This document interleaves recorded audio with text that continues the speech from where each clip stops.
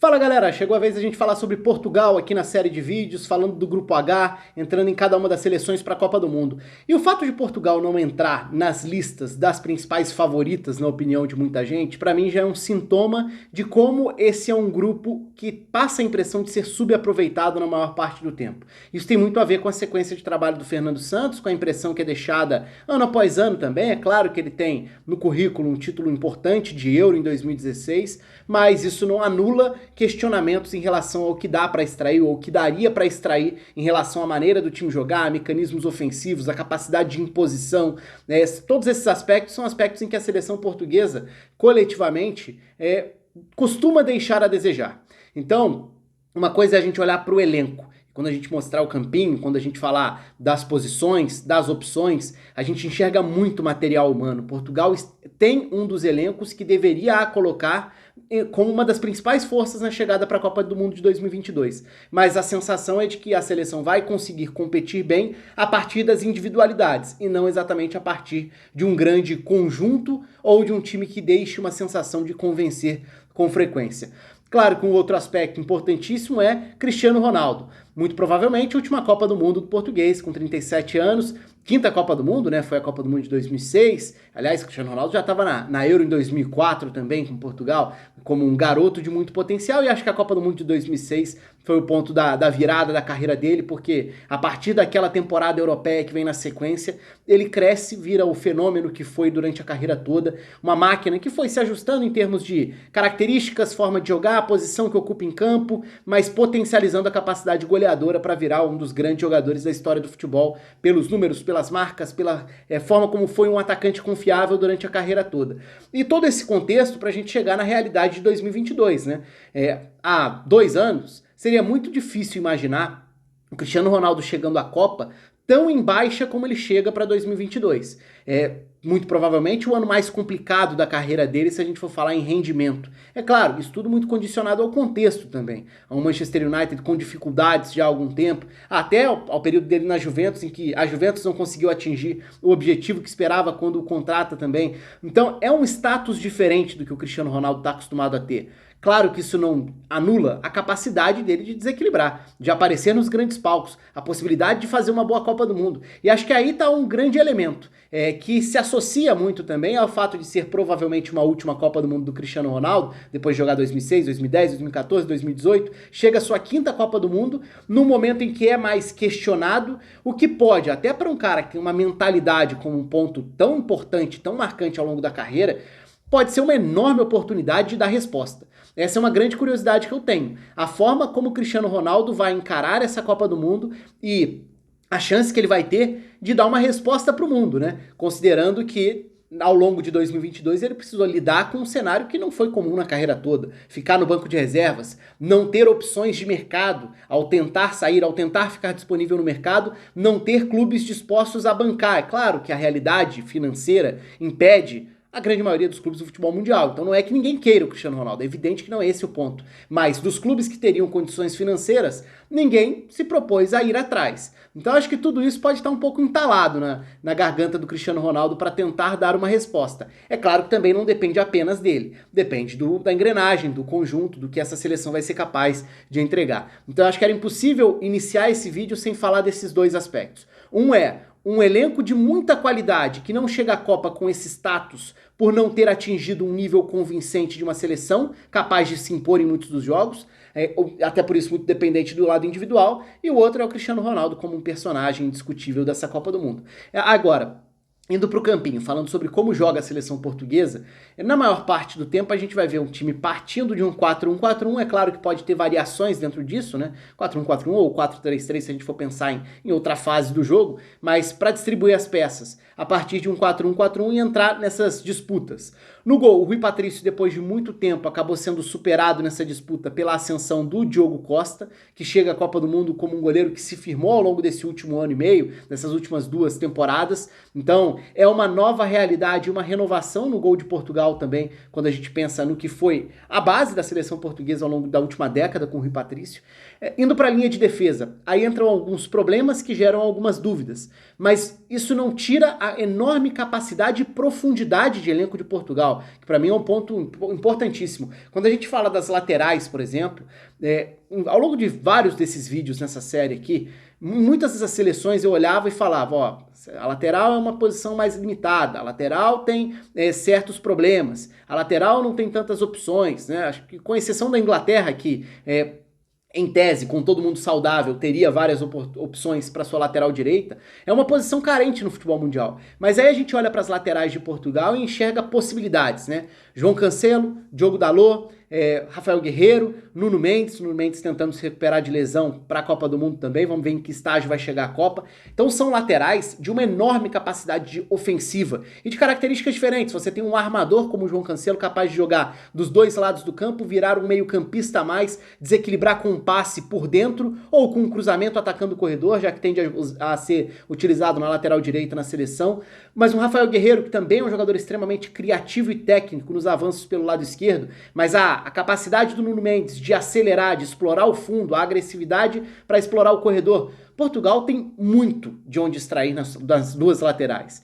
E isso é um dos fatores, quando a gente fala em mecanismos que pudessem potencializar a forma do time jogar, aí acho que é um bom exemplo disso. São laterais que, dependendo do técnico no comando, viram engrenagens fundamentais na maneira do time gerar problemas para o adversário. Não é tanto o que acontece em Portugal, mas ainda assim são laterais de muita capacidade. São laterais que fazem diferença, que podem acrescentar e muito na construção da equipe de Portugal.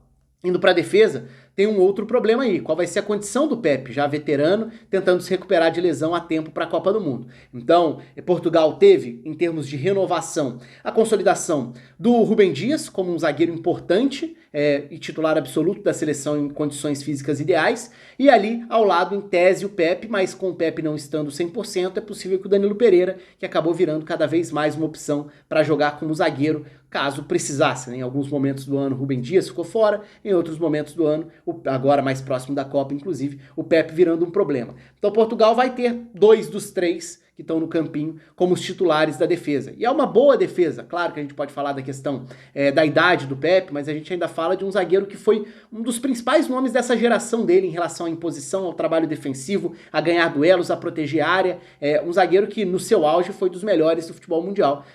E ao lado dele um zagueiro que é da nova geração, mas também já mostrou capacidade para isso, como é o Rúben Dias. Então é uma boa zaga, com o Danilo Pereira podendo jogar improvisado, mas é uma função que ele já se acostumou a fazer também, jogando como um eventual zagueiro na seleção de Portugal. Aí a gente entra no meio do campo, que tem composições possíveis diferentes, mas para preencher essas casinhas aí desse desenho que eu coloquei, o Rubem Neves sendo esse primeiro volante. No meio-campo, eu vou falar mais sobre esse funcionamento já, então vou passar mais rapidamente pelas opções de meio-campo. E aí eu coloco o Bruno Fernandes e o William Carvalho como outros 2 meio-campistas, características diferentes, é claro, mas jogando à frente do Rubem Neves nesse trio central, com a possibilidade do Bernardo Silva aberto pela meia-direita e na meia-esquerda, ou na ponta-esquerda, porque aí tende a mudar a característica também, o Rafael Leão tende a chegar à Copa do Mundo como titular. Lembrando que o Diogo Jota virou um problema, virou um desfalque certo na Copa do Mundo pela lesão, um desfalque importante para a seleção, mas que de certa forma abre espaço para um Rafael Leão que vem há 2 anos jogando muito bem no Milan, né? Ele teve um início de adaptação instável, irregular, já mostrava sinais de potencial, como mostrou antes no Lille também, antes de se transferir para a Itália, mas cresceu muito. E é um jogador que pode fazer diferença dentro dessa seleção de Portugal. E é muito justo que ele chegue à Copa do Mundo como titular. É claro que o cenário não é o ideal de falar de uma lesão abrindo espaço, e talvez nem precisasse da lesão para abrir o espaço para ele, porque já seria merecido o Rafael Leão chegar à Copa do Mundo com o status de um titular importante. E no comando do ataque, o Cristiano Ronaldo, que é cada vez mais o 9, né? Já não existe tanta essa discussão em relação a ele jogar pelo lado, como ponta, não. Hoje em dia é muito difícil imaginar um cenário de jogo em que o Cristiano Ronaldo não seja o 9. É claro que isso pode até variar para determinados momentos de jogo, e aí vale até aquela ressalva que eu sempre faço aqui. Estou gravando o vídeo antes da divulgação da lista oficial. Então, Portugal teve em alguns momentos do ciclo o André Silva podendo jogar ao lado do Cristiano Ronaldo como uma alternativa circunstancial. O André Silva não foi convocado, por exemplo, em setembro pela seleção portuguesa. Será que estará na Copa do Mundo? É uma opção de um outro centroavante dentro do elenco. Teve grande temporada no Eintracht Frankfurt, no Leipzig, oscilou quando a gente olha para essa última temporada e meia. Mas seria um centroavante que poderia jogar eventualmente junto para determinado cenário. para o andamento normal de jogo, o Cristiano Ronaldo, claro, vai sair da referência, ele não vai ficar estático na frente, mas ao jogar como 9, ele ganha mais descanso sem a bola e ao mesmo tempo ele pode alternar posições com o Rafael Leão, por exemplo, com o Bruno Fernandes, jogadores que tendem a atacar a faixa de definição das jogadas. E aí entrando um pouco nesse funcionamento desse desenho que tende a ser base, né?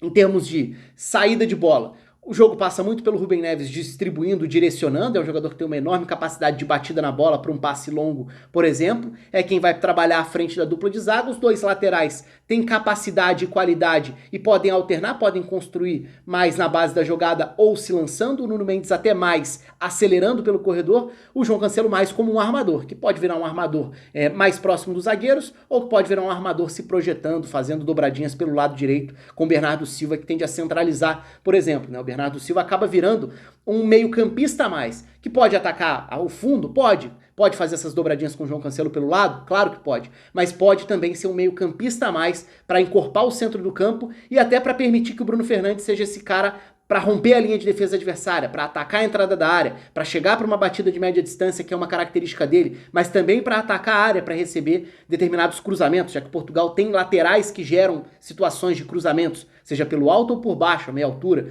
e o Cristiano Ronaldo na área é naturalmente uma opção e tanto para finalizar essas jogadas, para ser acionado dentro da área e mostrar o poder de decisão que tem, seja pelo alto ou por baixo.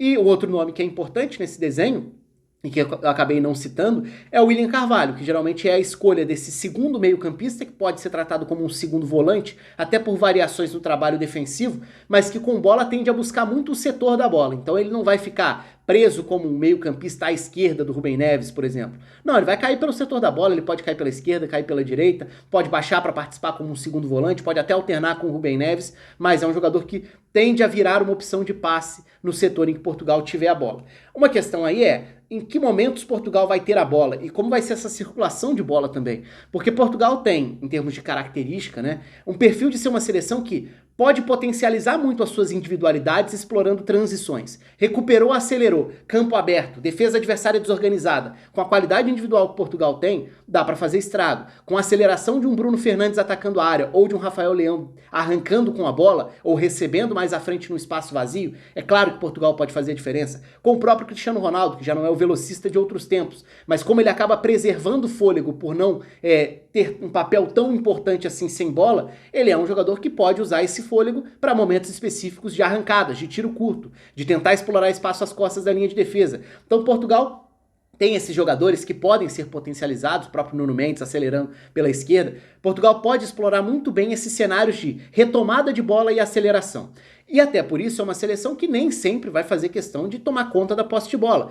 E um outro aspecto de quando tem a posse de bola é que Portugal muitas vezes acaba virando uma seleção lenta nessa circulação de bola. E aí já esbarra num outro problema que eu citei no início do vídeo, que é a falta de mais mecanismos para tornar essa seleção uma seleção com maior repertório ofensivo para se impor, para abrir espaços, para furar defesas, para circular a bola confortável de que sabe qual é o caminho, o melhor caminho para gerar problemas para a defesa adversária. Então esse é um problema. Recuperou e acelerou? Ótimo para Portugal. Recuperou e teve que construir mais calmamente contra uma defesa mais fechada? Às vezes vira um jogo lento, previsível, pouco criativo, o que é até pouco compatível com a qualidade das peças individuais de Portugal. E por isso essa é uma crítica inevitável ao trabalho de Portugal ao longo dos anos. Agora, no momento sem bola, além de Portugal poder ter em alguns momentos um comportamento até mais passivo no sentido de recuar um pouco mais as linhas, não vai pressionar tão lá em cima, até porque não é tão simples para Portugal ter essa postura tão agressiva o tempo todo, porque o seu 9 já não é um jogador com esse perfil para pressionar o tempo todo, como é o Cristiano Ronaldo. Então é natural que Portugal nem sempre inicie essa marcação lá na frente, em vários momentos vai optar por baixar um pouco mais, ficar num bloco mais intermediário,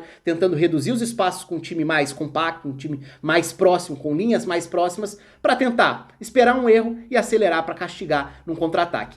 Uma questão importante são as variações do momento sem bola para Portugal, porque aí sim entra até um repertório maior de encaixes de acordo com o adversário do ponto de vista do Fernando Santos, que é um treinador mais pragmático, muitas vezes mais conservador mesmo. Então é até curioso, porque geralmente a gente fala de variações e pensa em estruturas diferentes para atacar. E no caso de Portugal, a gente acaba pensando em estruturas diferentes para se defender, porque eu estou colocando um 4-1-4-1 como um sistema que pode ser base de Portugal para a Copa do Mundo, mas isso pode ter algumas variações. Por exemplo, o William Carvalho. ele pode baixar para jogar, marcar mais próximo do Rubem Neves, formando uma dupla de meio-campistas. Isso pode acontecer por um movimento do William Carvalho descer ou por um movimento do Bruno Fernandes subir, porque esse sim pode ajudar a iniciar uma pressão mais adiantada e vir uma marcação em 4-4-2 ou até em 4-2-3-1, aí vai depender do momento e da posição do Cristiano Ronaldo também. Mas o Bruno Fernandes mais próximo do Cristiano Ronaldo acaba fazendo com que Portugal passe a ter uma segunda linha com 4. E aí Bernardo Silva de um lado, Rafael Leão do outro, com 2 jogadores iniciando essa marcação à frente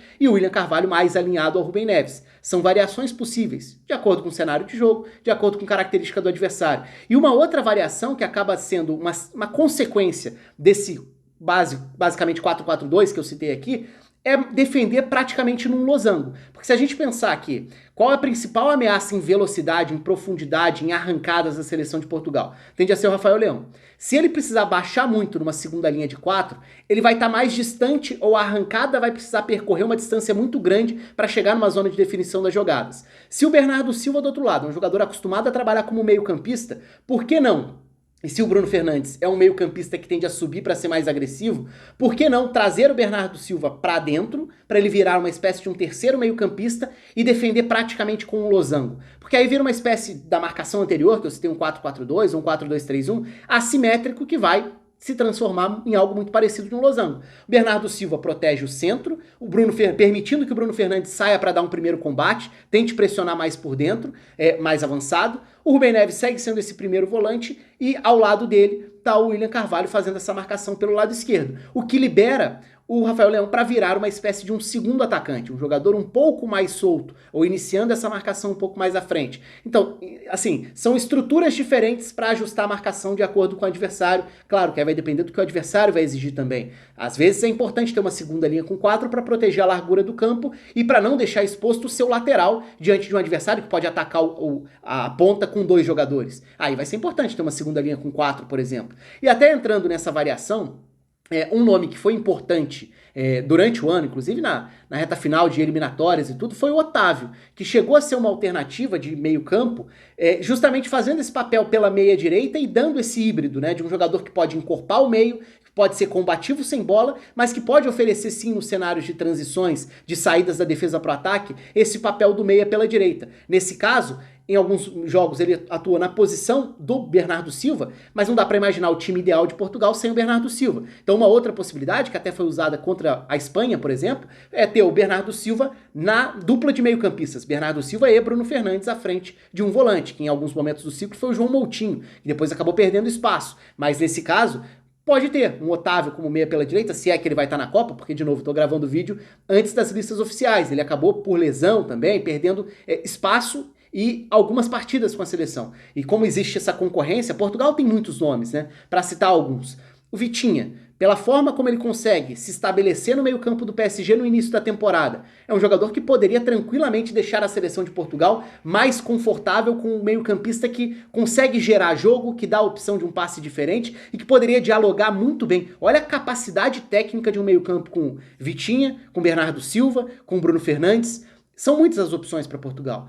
Da mesma forma que eu estou falando de alguns dos nomes aqui, eu nem vou entrar em todos eles, até pela questão de ainda não ter definido no momento da gravação a lista oficial, mas o João Félix foi um jogador que perdeu espaço dentro da seleção e que não é tão simples o encaixe dele pensando nessa base da seleção titular de Portugal. Ele tende a ser muito mais uma alternativa de segundo tempo, mas é um jogador bastante talentoso. É verdade que não explodiu da forma esperada quando chegou ao Atlético de Madrid, mas olha quantos nomes. Então Portugal tem qualidade em muitos setores do campo e tem certamente um material, um elenco que seria para chegar à Copa do Mundo como uma das favoritas. Não chega como uma das favoritas, chega como uma candidata, chega como uma seleção forte, que tem um elenco muito bom, mas que em termos de nível de futebol, desempenho coletivo, costuma decepcionar. E por isso desce um pouquinho nessa prateleira da expectativa para a Copa do Mundo. Mas que tem qualidade individual para fazer boa Copa? Claro que tem. E aí, o que você espera? O espaço está aberto. Um abraço para todo mundo, até a próxima.